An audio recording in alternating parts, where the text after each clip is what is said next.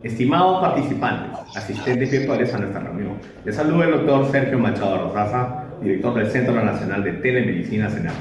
Es un gran gusto saludarlos a la distancia y darles la bienvenida a esta telecapacitación programada para el día de hoy.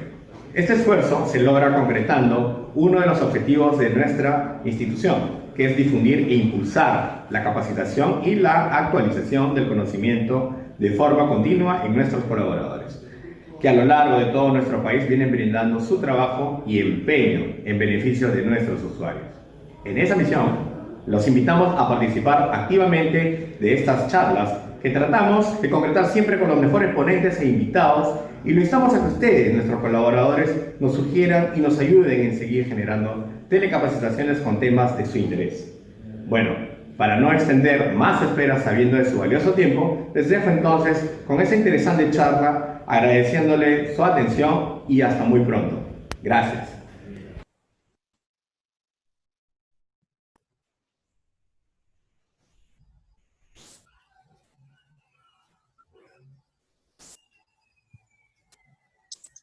Hola a todos, muy buenos días, bienvenidos nuevamente a esta segunda jornada de telecapacitación.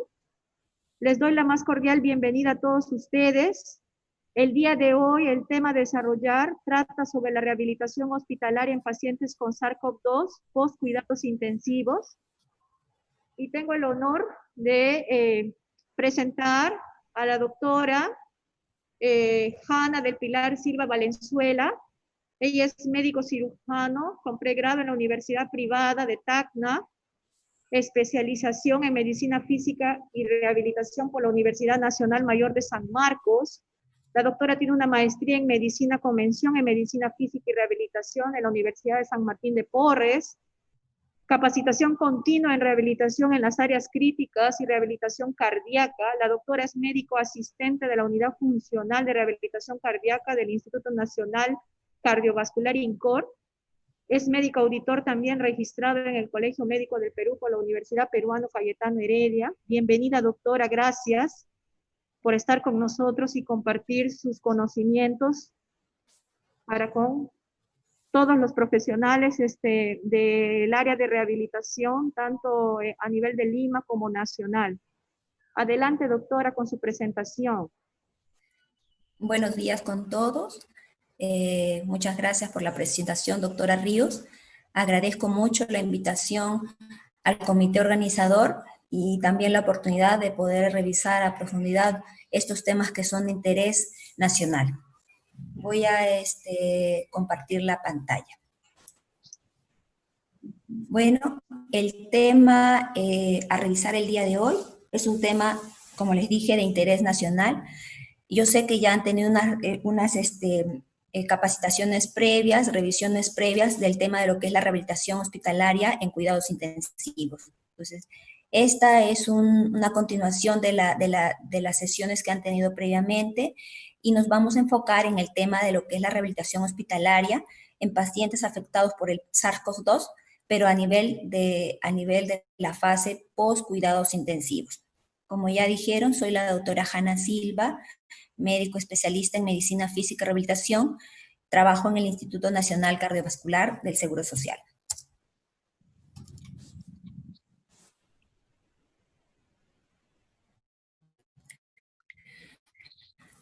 No quiero hacer una introducción muy grande porque el tema es bien amplio.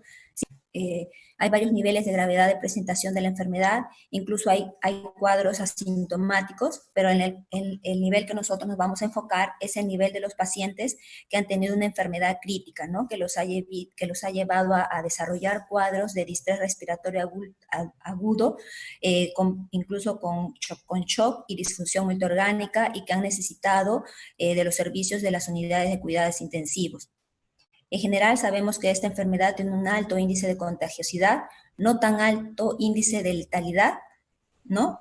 Pero no tan alto índice de letalidad, que es alrededor del 2%, pero esto puede ser mayor si es que el paciente tiene algunos factores de riesgo agregados, como por ejemplo la hipertensión, la diabetes, enfermedad cardiovascular. Bueno, un poquito más o menos ver el panorama, ¿no? Hasta ahora, desde que empezó la pandemia a nivel, ¿no? Primero a nivel mundial y a nivel nacional, nosotros hemos estado enfocados, ¿no? Como profesionales y tal vez autoridades del sector salud y del gobierno, en cómo contener, ¿no? Esta transmisión que es alta en este virus, ¿no? Cómo contener esta transmisión. Cómo poder dar atención, servicios de salud a los pacientes que desarrollan el cuadro, ¿no? Más crítico, que es el síndrome de estrés respiratorio, y cómo atender y cómo prepararnos o responder frente a esta gran demanda de necesidad de unidades altamente complejas como son las áreas críticas, ¿no?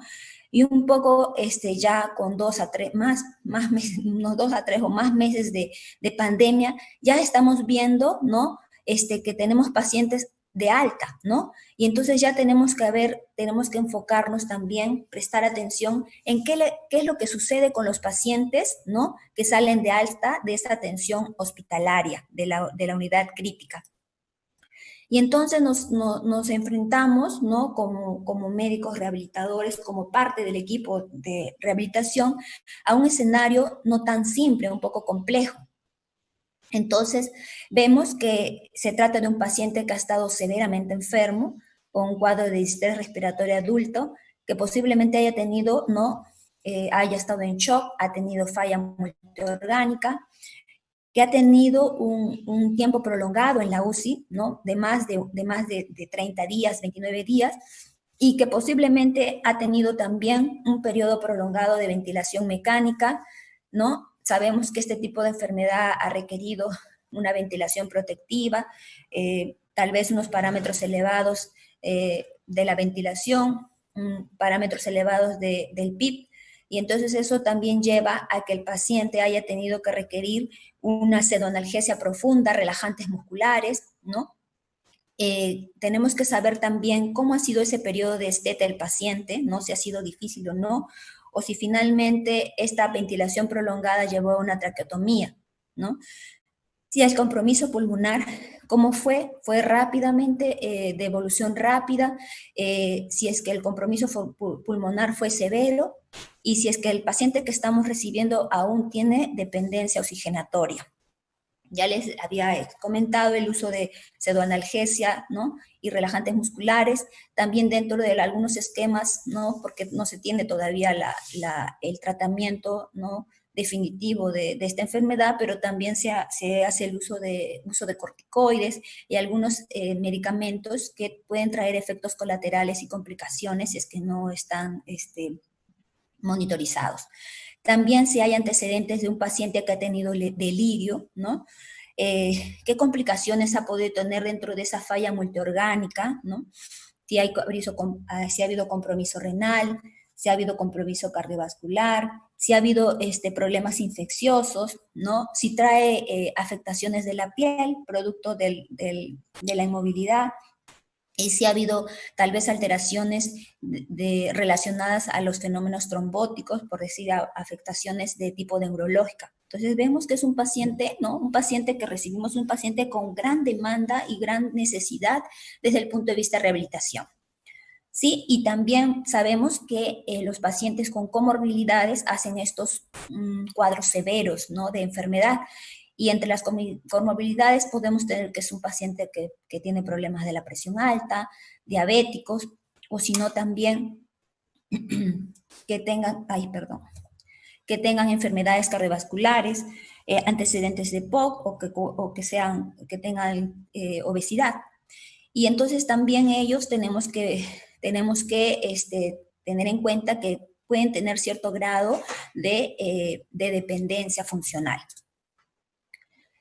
Bueno, el síndrome de cuidados postintensivos, ¿no? Conocido como PIC por sus siglas en inglés, y la enfermedad COVID, ¿cómo lo podemos ver? ¿Será una crisis después de la crisis? ¿Será una crisis después de la crisis? Y todo es así porque es un conjunto de signos y síntomas que afecta principalmente 3 dominios, ¿no? El dominio físico, en la parte física, que pueda tener una afectación física, neuromuscular, a nivel, ¿no? Pulmonar, que puede tener afectación del dominio cognitivo, alterando las funciones mentales superiores de la persona, la memoria, la atención, la percepción visoespacial, la concentración. También puede tener alteraciones de tipo mental, de la salud mental, como son, por ejemplo, estados de ansiedad extrema, estados de depresión, ¿no? Trastornos de estrés postraumático.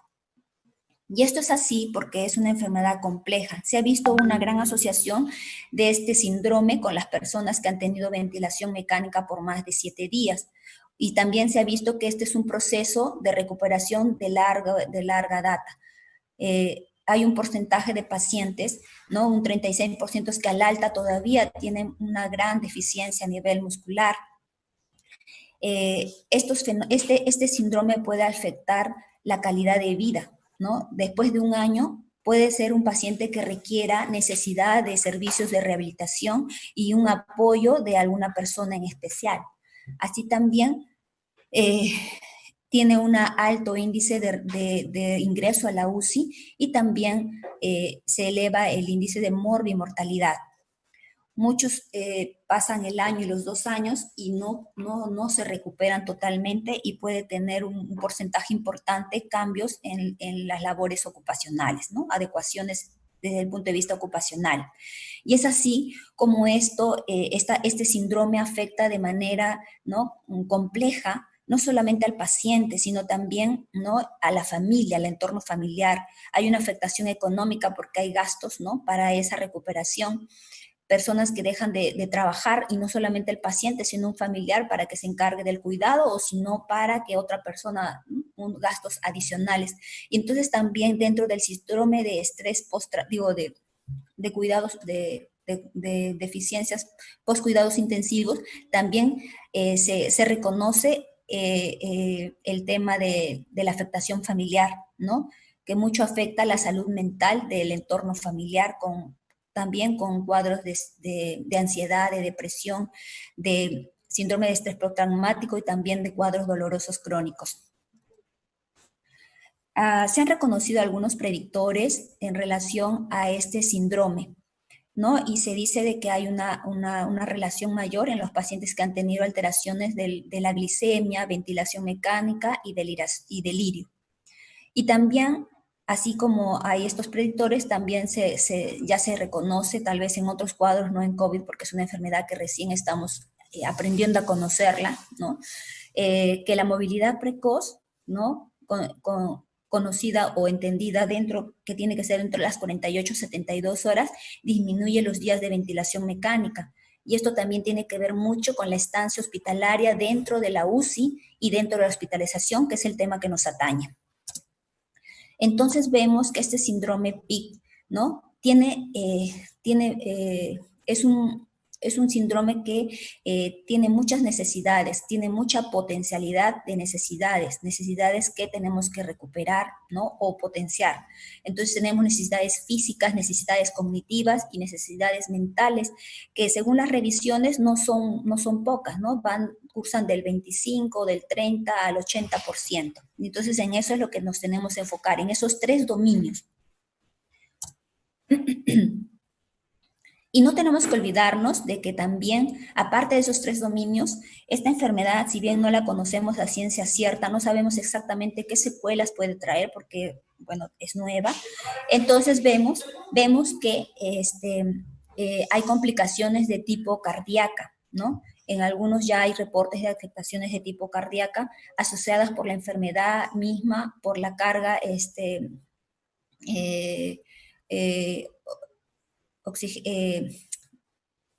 por la reacción misma inflamatoria que ocurre. Por ejemplo, a nivel cardíaco hay cuadros de miocarditis, ¿no?, falla cardíaca y arritmia asociadas incluso al tratamiento que se viene utilizando en los pacientes. También hay un gran interés de las secuelas pulmonares que puede ocasionar en este tipo de patologías, ¿no?, unas secuelas pulmonares a larga data, y también las secuelas neurológicas que pueden ir de síntomas leves hasta hasta cuadros complejos, ¿no?, de accidentes cerebrovasculares, cuadros más complejos, que también tenemos que tener en el mapa para poderlos ubicar y poder tratar. También existen algunas otras complicaciones, ¿no?, que se presentan en el cuadro agudo, complicaciones de tipo hepática, complicaciones de tipo renal, complicaciones de tipo hematológicas, gastrointestinales, que si bien están en la fase aguda, no sabemos si esto puede repercutir, ¿no?, en la fase intermedia o en la fase crónica, pero que sí se asocian a altas tasas de morbilidad y mortalidad, que si son productos de la enfermedad misma, no lo sabemos a ciencia cierta, que si son productos de intervenciones médicas, tampoco, o de los tratamientos, ¿no?, de una manera indirecta, producto de los tratamientos. Pero lo que sí tenemos que tener en claro dentro de nuestro panorama, que tenemos que tenerlo en cuenta ante cualquier intervención futura dentro de un contexto de una función alterada. Y entonces, nuestro abordaje rehabilitador debe adecuarse al impacto que tiene la enfermedad en nuestro paciente, ¿no? Entonces, no podemos dar como una receta de cocina, tenemos que evaluar al paciente, tiene que ser un abordaje rehabilitador centrado en el paciente, centrado y adaptado a las necesidades del paciente, teniendo en cuenta sus comorbilidades y su capacidad de participación. Y no olvidarnos del componente educativo, que también es muy importante. Y para esto requerimos, ¿no?, trabajar en equipo con nuestro equipo multidisciplinario, que está conformado, ¿no?, por el médico rehabilitador, los amigos fisioterapeutas y servicios de apoyo como son de nutrición y psicología, ¿no? Y tal vez en algunos casos se va a requerir el apoyo integral con otras especialidades, ¿no?, para lograr mejores objetivos en el paciente. Bueno, y en el abordaje rehabilitador tenemos que ver que se requiere, ¿no?, la continuidad la continuidad de la atención en rehabilitación. Y la rehabilitación la he podido dividir en 3 fases. Una es la fase aguda, ¿no?, que es cuando el paciente está, por ejemplo, en este tipo de pacientes de en cuidados intensivos, ¿no?, que ha tenido que iniciar y que ya lo hemos revisado en la anterior fecha, ¿no?, y que tiene que tener, aparte de ver las necesidades del paciente, tiene que tener una visión preventiva, ¿no?, preventiva de complicaciones. Y tenemos también la fase posaguda hospitalaria, que es la que nosotros vamos a desarrollar el día de hoy, y la fase crónica, que puede ser a nivel ambulatorio, ¿no?, y que, bueno, eso no es motivo de esta exposición.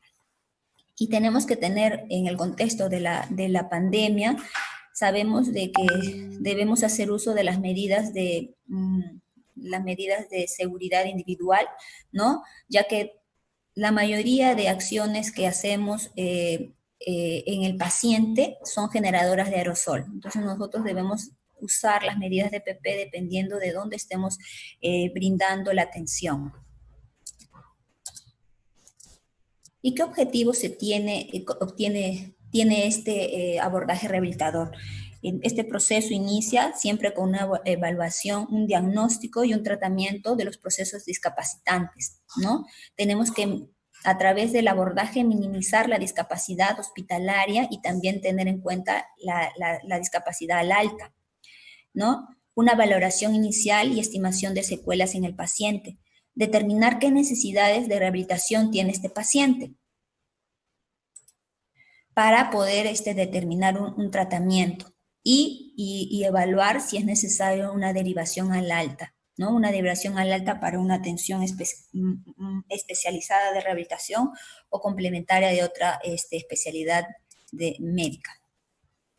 Y entonces, por lo menos tenemos que enfocarnos en tres áreas importantes: el acondicionamiento físico, ¿no?, incluyendo también ahí la parte respiratoria, recuperar el estado cognitivo y el estado mental, que es muy importante, estos dos últimos, para el nivel de participación del paciente en el acondicionamiento físico. Y bueno, empezamos con la evaluación del paciente. La evaluación del paciente, que tiene que ser, según las guías ya nos dicen, las guías nos dicen que tiene que haber una evaluación integral. Por ejemplo, en mi caso, en mi caso yo no recibo interconsultas, ¿no? Entonces es necesario que dentro de la hospitalización yo esté evaluando de una manera, a manera de screening, ¿no? Las pacientes que tienen algún riesgo de desarrollar alguna morbilidad física o no física desde el punto de vista rehabilitador, ¿no? Y para luego de ahí hacer una evaluación más integral, ¿no? Del paciente, una evaluación más detallada de las necesidades del paciente en relación a los riesgos que yo he detectado y hacer una evaluación funcional para evaluar la capacidad funcional del paciente. Y esto es algo que es recomendado, ¿no? En las guías NICE y también, por decir, en las diferentes asociaciones de rehabilitación. Y esta evaluación tiene que ser una evaluación clínica en donde vea los antecedentes del paciente, donde haya un buen examen físico, de los exámenes que tenga, de laboratorio, de exámenes de ayuda diagnóstica, para que más o menos me dé, tenga claro las necesidades de abordaje del paciente. Bueno, y la evaluación funcional, ¿no? La he dividido en dos partes, ¿no? La parte física, ¿no? Relacionada a la parte física, porque es por el componente físico de afectación de este síndrome, en donde puede haber alteraciones de diferente nivel, ¿no? Puede haber atrofia muscular, puede haber debilidad muscular, problemas osteomusculares, ¿no? Problemas de contracturas, retracciones, puede haber afectación de la función respiratoria, puede haber problemas de dolor, también problemas de deglución.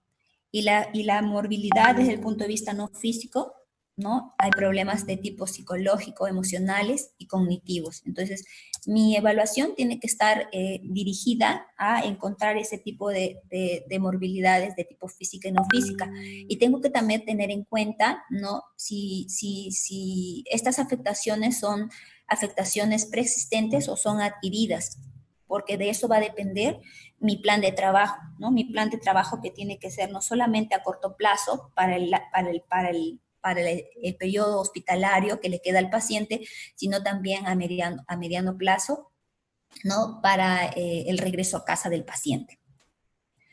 Y entonces para eso existen las escalas de valoración en esos tres dominios, podríamos decir. Entonces, las escalas de valoración son para el diagnóstico y también sirven para el monitoreo, ¿no? Es importante recalcar acá que el paciente va a cambiar en el tiempo. Entonces, esa valoración funcional que yo tengo que hacer al paciente tiene que ser de inicio y periódicamente. Debe haber un seguimiento y evaluación del paciente y reformulación de este plan de trabajo, ¿no? Entonces, hay escalas de valoración a nivel funcional, por decir, la evaluación de la fuerza muscular periférica, ¿no? La escala del Medical Research Consult, la dinamometría, hay parámetros normales según talla, peso y edad, evaluaciones de la disnea, porque van a haber evaluaciones de la capacidad funcional donde yo tenga que medir la disnea, el nivel de fatiga también, ¿no? Evaluación de cómo es el componente respiratorio del paciente, ¿no? Para ver en qué tipo de paciente se va a requerir un entrenamiento, ¿no? De los músculos respiratorios. También esta evaluación tiene que ser oportuna, ¿no? No es desde el inicio todo, ¿no? Esto va a ir cambiando dependiendo de la condición del paciente, ¿no? Y se va a poder ir profundizando de acuerdo de cómo va respondiendo el paciente, ¿no? Necesitamos saber cómo está su estado de equilibrio, su marcha, cómo es su capacidad funcional para poder nosotros indicar el ejercicio.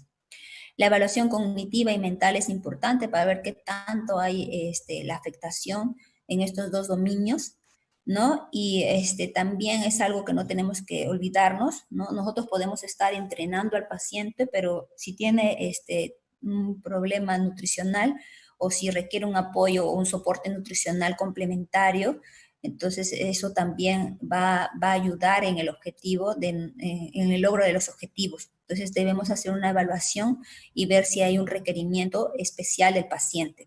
Y también ver la independencia, el nivel de independencia del paciente, ¿no? Cómo va cambiando en el tiempo y cómo va afectando esto en la calidad de vida. Entonces, el plan de trabajo que nosotros tenemos que plantear tiene que ser en base a objetivos, ¿no? En donde participe todo el equipo multidisciplinario, ¿no? Dando lo mejor de sí. Entonces, tiene que haber principalmente el tema del acondicionamiento físico, ¿no? Es un paciente que ha salido de UCI tal vez y que requiere tal vez el manejo de secreciones, ¿no? Evitar las complicaciones, ¿no? Para que no regrese a UCI. Es un periodo de penumbra en donde el paciente muy bien puede complicarse, puede infectarse, puede aspirarse y puede regresar a UCI por un proceso infeccioso, ¿no? Entonces, tenemos que mejorar esa función respiratoria, tenemos que acondicionar al paciente, pero recordar que esto tiene que ser de acuerdo al estado funcional del paciente, ¿no? Entonces, empezamos con tal vez un control postural, las movilizaciones pasivas, ¿no? Pasivo-asistidas o activas, para luego ir mejorando de manera progresiva el acondicionamiento físico. Van a haber temas, ¿no? Que mejorar, adquirir o recuperar de temas del lenguaje, de la deglución, ¿no?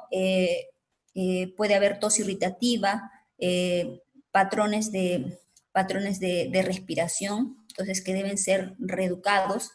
La terapia ocupacional también para mejorar, adquirir, recuperar alteraciones, ¿no? Alteraciones que pueden haber en componentes de la actividad de vida diaria. Es muy importante la integración neurosensorial, ¿no? El mejorar y recuperar algunas funciones, las funciones mentales superiores afectadas. Es importante también no olvidar el componente psicológico, ¿no?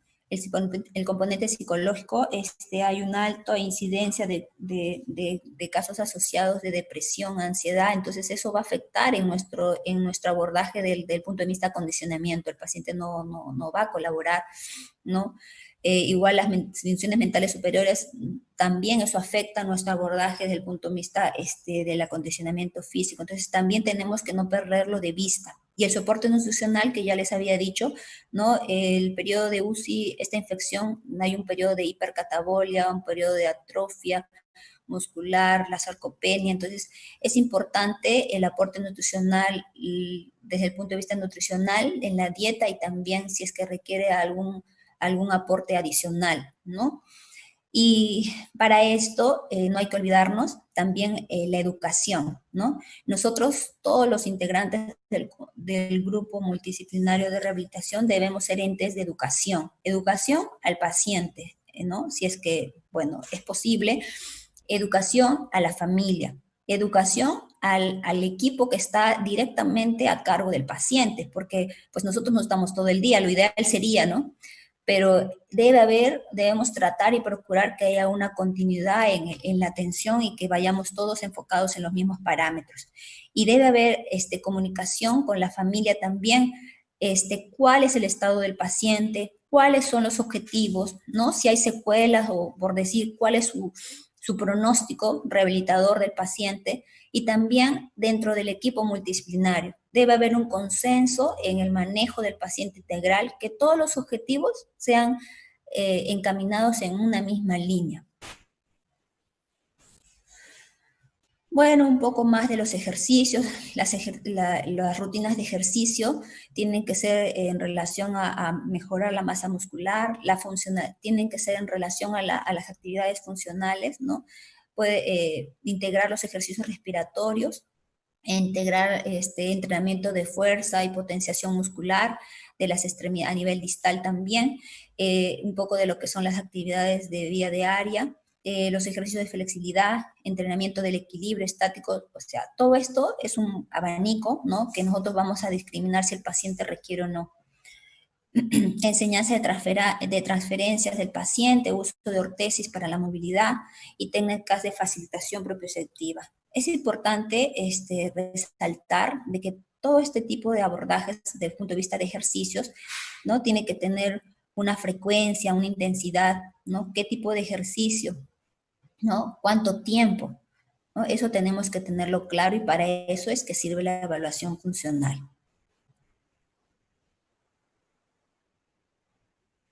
Bueno, esta es una imagen que la traigo de una presentación a la cual yo asistí, pero la traigo porque me pareció interesante, ¿no? Cómo la intervención tiene que ser progresiva, ¿no? Progresiva y acondicionada al paciente, ¿no? Tiene que estar el paciente estable hemodinámicamente, miren, de menos a más, ¿no? De menos a más, la actividad y la movilidad del paciente desde el punto de vista hemodinámico, también de un compromiso severo a un mínimo, y también del estado mental del paciente y de la colaboración. De menos a más, eso tiene que irse adecuando al paciente. Y la progresión de la actividad tiene que ser, como le digo, progresiva. Bueno, ya hay criterios que tenemos que tener en cuenta cuando nosotros abordamos al paciente, ¿no? Si bien hemos revisado los criterios para atención en la UCI, pero también en la hospitalización, este paciente puede complicarse. Entonces, tenemos que ver que durante el abordaje del paciente, el paciente no haga, ¿no?, cambios importantes en las funciones vitales, en algunos parámetros como de saturación, ¿no?, que haya frecuencia respiratoria, taquipnias, que haya alteraciones, ¿no?, bruscas de la presión arterial, de la frecuencia cardíaca, cuadros nuevos de arritmia o problemas de dolor o angina de pecho, ¿no?, palpitaciones, diaforesis, opresión, falta de aliento, intolerancia. Si el paciente se nos cae también, puede ser, hay que tomar todas las previsiones, y que también haya falta de colaboración del paciente, o que tenga dolor también, ¿no? Bueno, y este tema es bien amplio realmente. Entonces, la información que podemos tener a disponibilidad tal vez un poco se centra en la parte de cuidados intensivos y no en la parte de cuidados postintensivos, así que yo invito, ¿no?, una revisión de parte de todos, si es que los que quieren profundizar. Hay algunos artículos que hablan un poco más de lo que es el tema de postintensivos y la rehabilitación integral. Por ejemplo, tenemos el consenso británico, ¿no?, las guías NICE de rehabilitación post-UCI, y algunas recomendaciones que ha dado el AMLAR, ¿no?, la Asociación Latinoamericana de Rehabilitación. Y, a ver, algunas por ahí que traigo acá para comentarles, ¿no?, porque son muchas más. Entonces, por ejemplo, en relación a las secuelas y la evaluación, ¿no?, es importante, ¿no?, la evaluación funcional, médica funcional, y tener en cuenta dentro de nuestro panorama las secuelas que pueden haber, ¿no?, los compromisos desde el punto de vista cardíaco, pulmonar, compromiso a nivel cognitivo, psicológico, ¿no?, y su derivación. Y recomendaciones, por ejemplo, la recomendación de la rehabilitación pulmonar, no solamente cuando hay disminución de la función, ¿no?, respiratoria, no esperar que el paciente tenga, ¿no?, secuelas, sino que también hay un deterioro, ¿no?, o una limitación funcional, ya también amerita que tenga una intervención desde ese punto de vista, ¿no? Y es importante también ahí las recomendaciones del nivel de intensidad de la actividad física, ¿no? Inicialmente tienen que ser actividades de menos de 3 MET. También en algunos artículos habla de que tiene que ser de menos de 3 de disnea del Medical Research Council, y que tiene que haber una monitorización de algunos parámetros, ¿no?, de algunas funciones vitales y de parámetros como son la frecuencia cardíaca, la presión, la oximetría de pulso, ¿no? Y que, por ejemplo, cuando hay pacientes que tienen ya patologías desde el punto de vista cardíaco, entonces ya sea la derivación para una rehabilitación desde el punto de vista especializado, ¿no? Y la derivación y participación de los miembros de servicios de apoyo, ¿no?, en rehabilitación, como son la parte psicológica.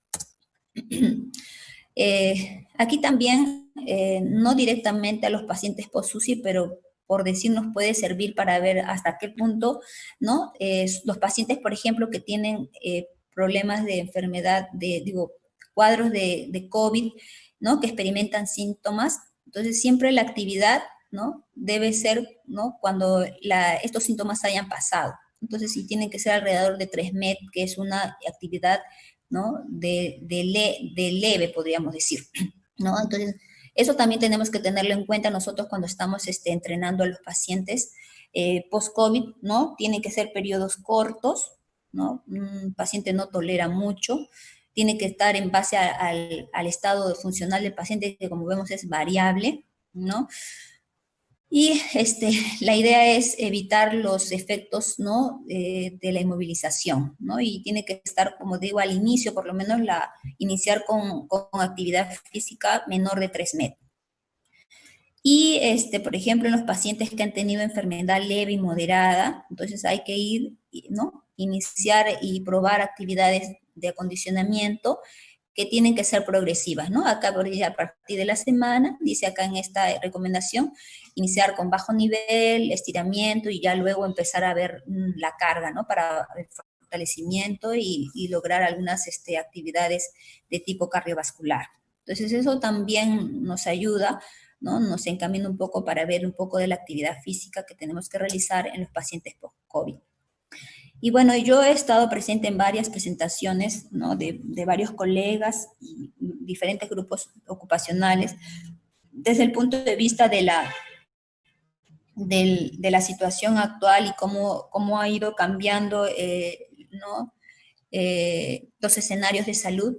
Y bueno, creo que es lo mismo, ¿no? En todos, y por eso yo he tratado de no traer la realidad de mi hospital. Primero, que mi hospital no es un hospital COVID, ¿no? Es un hospital especializado donde trata pacientes con enfermedades cardiovasculares. Más bien ahí tenemos que evitar que vengan los pacientes con COVID, pero igual han llegado pacientes con COVID, y entonces en ellos, por ejemplo, lo que les puedo comentar es de que, bueno, se habilitaron áreas de aislamiento, ¿no? Se le brindó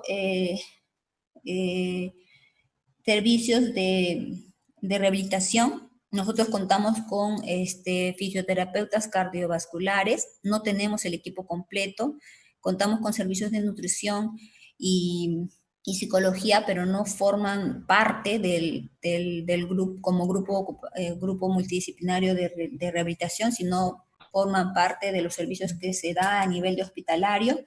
Y bueno, estos cuadros han sido cuadros de afectación muy grave, que han tenido periodos de hospitalarios en UCI largos, ¿no? Algunos han tenido complicaciones severas con falla multiorgánica, y bueno, han recibido en la medida de lo posible el apoyo a las necesidades de estos 3 dominios principalmente, ¿no? Principalmente nos hemos enfocado en la parte física, ¿no? Yo les he querido el rol que el Departamento de Rehabilitación en un hospital, ¿no? En Europa, en Milán, porque me parece que es algo importante que podemos nosotros, no sé, también evaluar acá de implementar, ¿no? Y vemos que sucedió lo mismo que nos sucedió a nosotros, ¿no? O sea, vino una alta demanda de pacientes con necesidades. Entonces, un hospital que tuvo que adecuar su departamento de emergencia de UCI, y tuvo que aumentar la demanda de una manera rápida y abrumadora, en donde tuvo que reorganizar su actuar, y entonces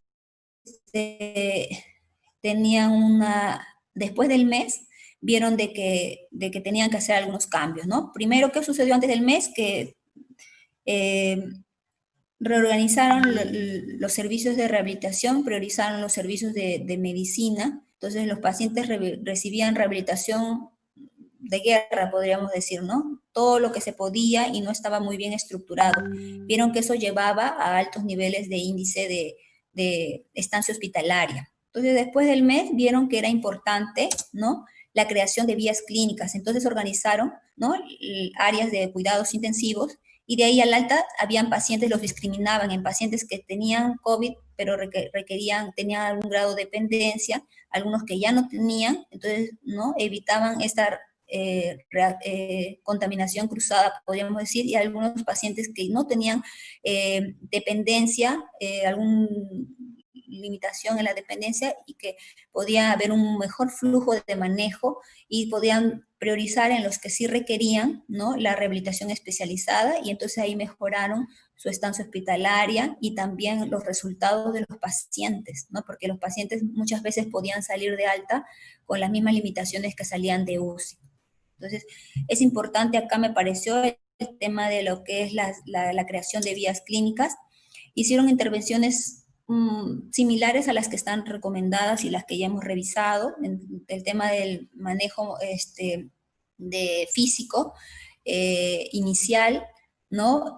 Funcional, el tema del apoyo multidisciplinario en la parte oxigenatoria, ¿no? de parte del equipo del grupo, la movilización activa y pasiva del paciente para evitar los daños, las complicaciones de la inmovilización.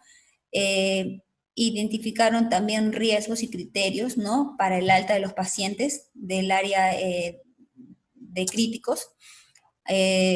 También hicieron entrenamiento en los diferentes componentes dependiendo de la necesidad del paciente y se basaron en algunas escalas de valoración funcional que sirvieron no solamente para el diagnóstico, sino también para el seguimiento y monitoreo del paciente, ¿no? Al final hicieron una prueba de test de caminata al alta. Y entonces vemos cómo a través de estos cambios en los procesos, ¿no? la reasignación, la optimización de recursos, se pudo mejorar estratégicamente la oferta a nivel hospitalario, ¿no? Y es lo que se requiere en estos tiempos. Y bueno, eso es lo que lo quería comentar, cómo mejoró el trabajo en equipo, ¿no? del grupo multidisciplinario y también interdisciplinario de otras especialidades, porque se complementó, se estableció y se estandarizó el manejo, y también las vías clínicas sirven para ver la organización dentro de todo lo que las áreas del hospital, ¿no? Entonces, para concluir y ya para no aburrirlos, ¿no? Tengo 6 conclusiones que compartir con ustedes.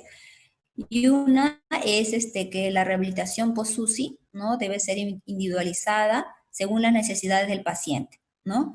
Y se debe abordar como mínimo estos 3 dominios que ya hemos revisado, ¿no? La parte física, la parte cognitiva y mental, porque todos estos van a complementar en el logro de los objetivos planteados en el paciente. Debe basarse en una evaluación funcional, médica funcional, clínica funcional, digo, que es importante para establecer los objetivos individuales, ya que el impacto en los pacientes es diverso, ¿no? Y debe establecerse objetivos a corto y mediano plazo. Así también, este abordaje debe tener una evaluación periódica y un seguimiento periódico. Y también ver y establecer, ¿no? la necesidad de una derivación oportuna, ¿no? en el caso de las secuelas de tipo, por ejemplo, cardiológica, pulmonares, ¿no? para una rehabilitación y un trabajo conjunto con los especialistas en estas áreas. Debe haber un manejo integral, me refiero desde el punto de vista a otras disciplinas de la medicina y multidisciplinario del equipo de rehabilitación, ¿no? que conforma el equipo de rehabilitación. Y bueno, la rehabilitación es un producto de un trabajo articulado de los integrantes del equipo multidisciplinario. Eso no debemos olvidarnos, en donde cada uno va a sumar y complementar con nuestras habilidades y desarrollo de nuestras competencias en el logro de los objetivos trazados. Es algo similar como cuando los dedos hacen un puño en la mano, ¿no? Entonces todo se complementa con el logro de los objetivos. Y bueno, es claro que existe una gran demanda y esta todavía tiene una tendencia creciente de los servicios de rehabilitación, principalmente los pacientes que han sido afectados, por lo cual nos toca prepararnos, ¿no? Prepararnos como profesionales, capacitarnos, porque esta área no es un área, por decir dolor, que todo tenemos las capacitaciones de la mano y que están tal vez más investigada en el ámbito de rehabilitación, podríamos decir, ¿no? Entonces, necesitamos más profesionales que manejen este tipo de áreas de la rehabilitación. Entonces, debemos prepararnos. Después también debemos hacer una evaluación, ¿no? Estandarizar procesos, crear vías clínicas de acuerdo a las realidades de cada hospital y establecer indicadores.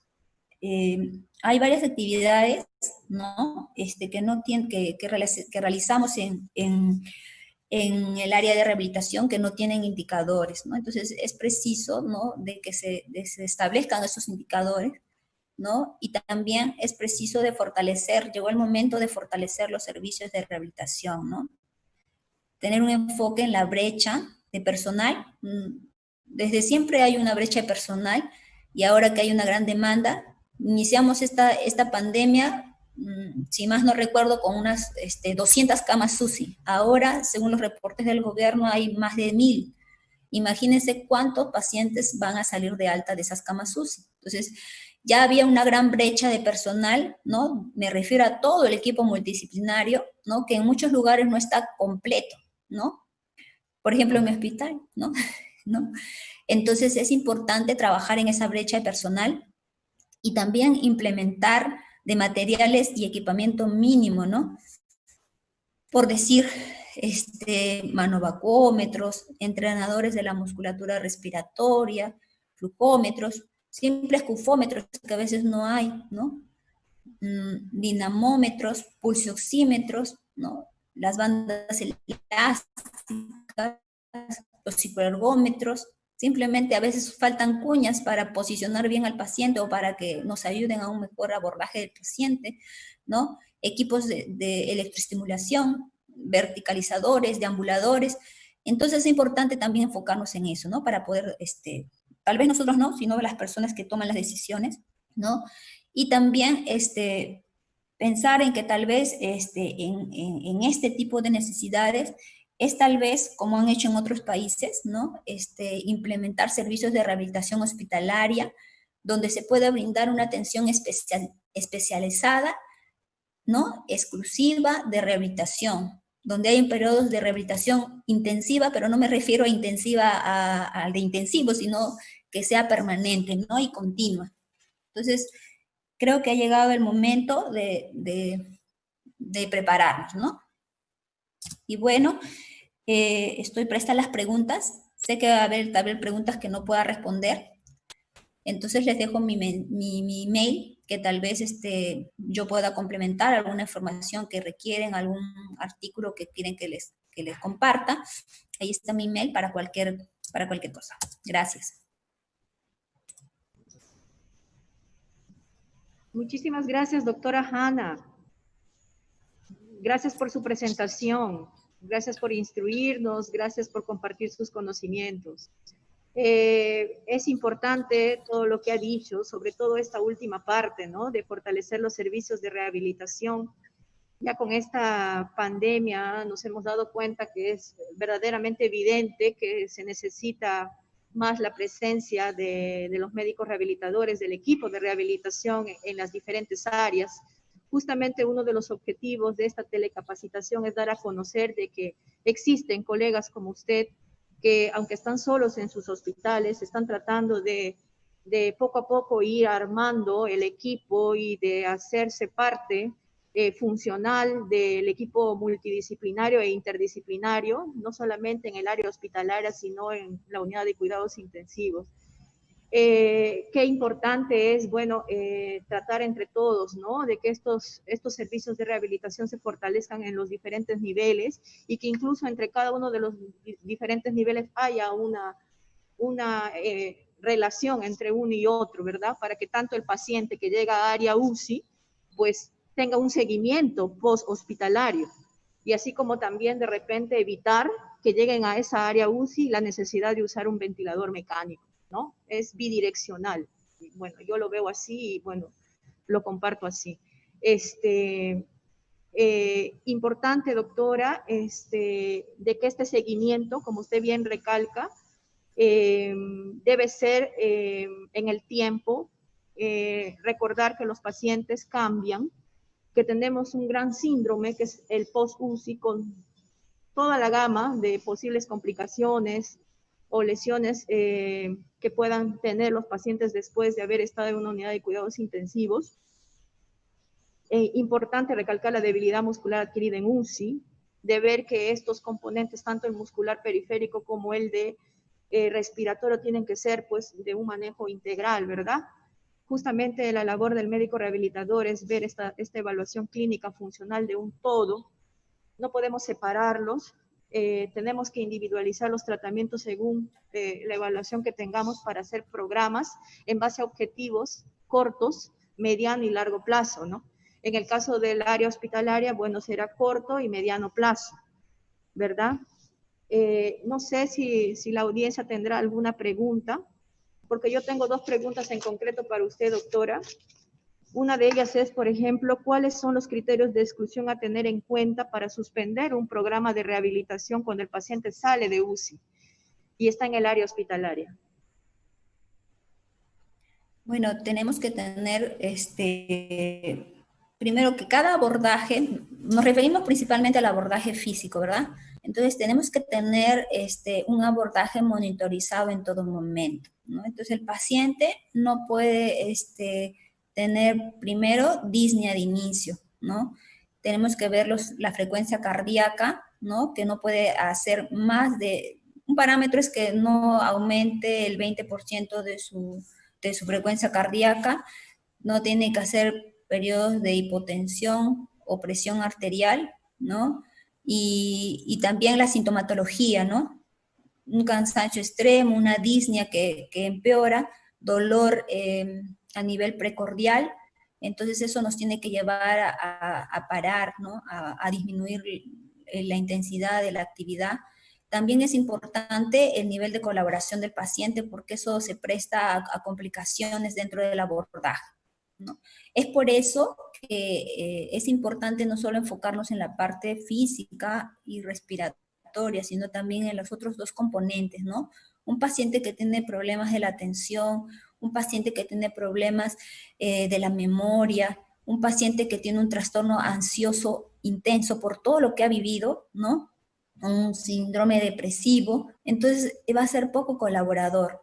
Entonces vamos a tener más dificultades para llegar a los objetivos funcionales de acondicionamiento. Entonces por eso es importante que el paciente sea abordado de manera integral para poder lograr esos objetivos, ¿no? Y siempre la monitorización del paciente en todo momento. La siguiente pregunta, doctor, es sobre los criterios a tener en cuenta para el alta. ¿Qué debemos tener en cuenta en la parte muscular periférica o respiratoria en estos pacientes con SARS-CoV-2 al momento del alta hospitalaria?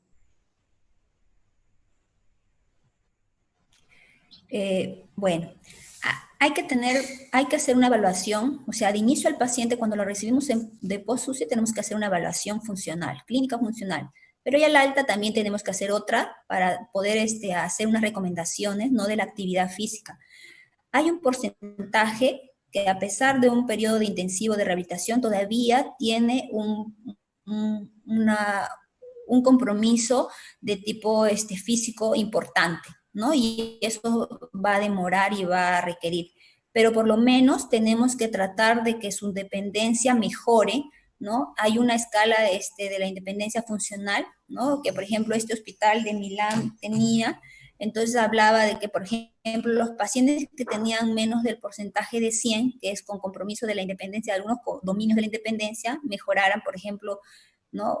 Si eran dos, mejoraran uno y uno quedara pendiente, ¿no? Entonces es importante individualizar eso también, porque los pacientes no responden de igual manera. Entonces debemos de tratar de, primero, que hayan logrado el objetivo a corto plazo, ¿no? Que es diferente en los pacientes. Paciente que tiene secuelas ya desde antes no va a ser los mismos objetivos que un paciente que esté afectado, ¿no? En diferente grado. Entonces, es diferente para cada caso. Ok, gracias, doctora. Acá, para ceder la palabra a la señora María Rivera. Sí, ok.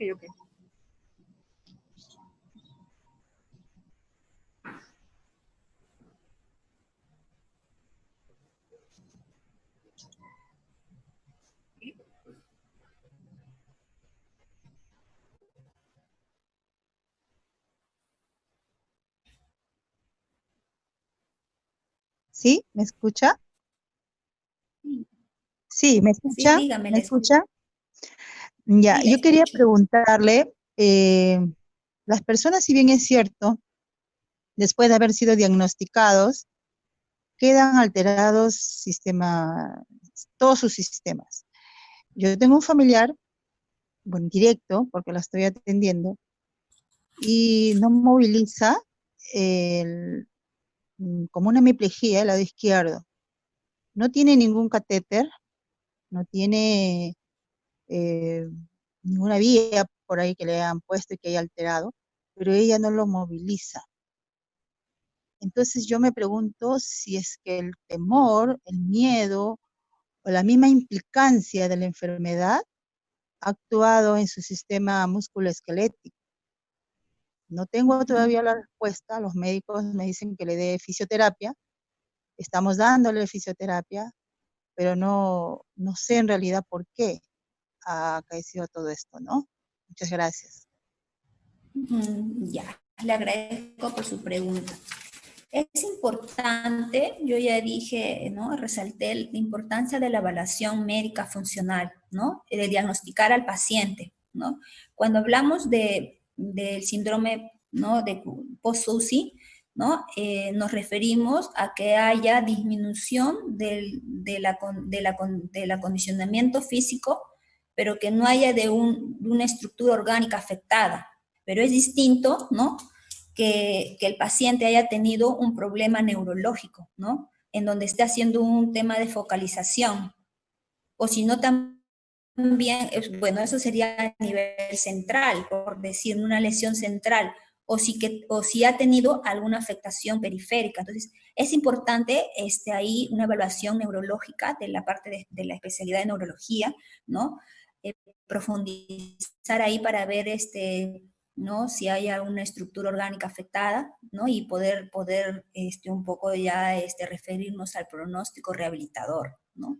Aparte de la evaluación funcional médica, debe haber una evaluación también desde el punto de vista de la especialidad para ver si hay una lesión orgánica que puede ser central o periférica. Entonces, a partir de un buen diagnóstico, nosotros podemos dar un plan de trabajo y podemos establecer las secuelas y cuál es el pronóstico y cuáles son las necesidades, ¿no? En cada paciente.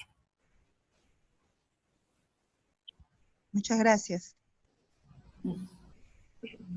¿Alguna otra pregunta? Yo quiero aprovechar, doctora, en decir que justamente cuando hablamos de COVID-19 estamos hablando de la enfermedad y cuando hablamos de un SARS-CoV-2 es el virus. Por lo tanto, no necesariamente la afectación va a ser desde el punto de vista pulmonar. Puede ser que haya afectado o haya aparecido una lesión central por el SARS-CoV-2. Y es por eso que, como dice la doctora Hanna, es importante pues determinar y hacer una evaluación neurológica, ¿no? Para determinar esa lesión central o periférica en dependencia. Por eso es que nosotros tenemos que verlo como un todo, ¿no? Para poder de esa manera tratar los objetivos y hacer un plan terapéutico para ese paciente. ¿Alguna otra pregunta?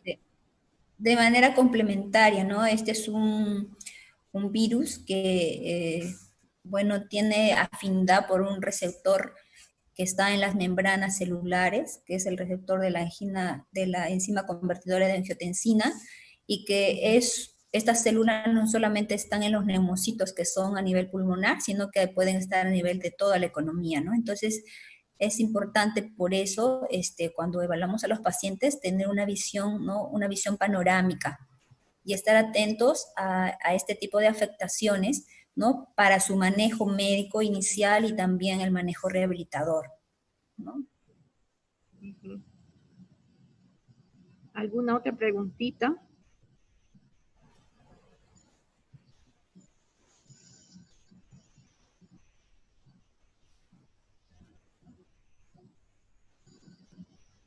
Doctora Hanna, ¿y qué experiencia tienen con la pronación en los pacientes en fase hospitalaria? Bueno, en el hospital, como les venía diciendo, hemos tenido casos que han venido. Mi hospital partamos del punto de que en el hospital son pacientes cardiovasculares los que se reciben, ¿no? Entonces, hemos tenido pacientes con problemas pulmonares severos, ¿no? Con un problema, un cuadro clínico severo, que ha tenido que usarse pues la pronación, ¿no? Entonces ahí en los pacientes a los cuales responden a la pronación se les ha hecho protocolos de pronación de varios periodos hasta llegar a 48 horas y luego la supinación y ver la evaluación, ¿no? De la respuesta.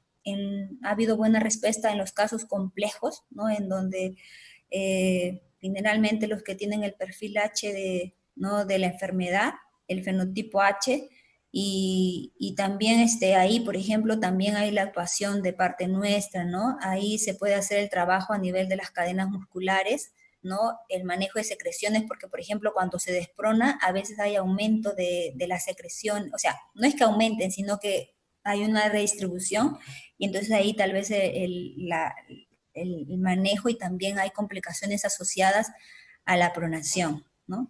Y también, por ejemplo, hemos tenido en hospital casos de pacientes que vienen con cuadros cardiológicos, ¿no? Que no tenían ninguna sintomatología respiratoria, ¿no? Y que simplemente, pues, tenían el examen, ¿no? El examen positivo para la infección y bueno, a los cuales se les ha tratado de la manera usual y pues sí con medidas de aislamiento, ¿no? Y precaución extremas para el contagio. Perfecto. Gracias, doctora. ¿Alguna otra pregunta? ¿Alguien que quiera hacer alguna pregunta?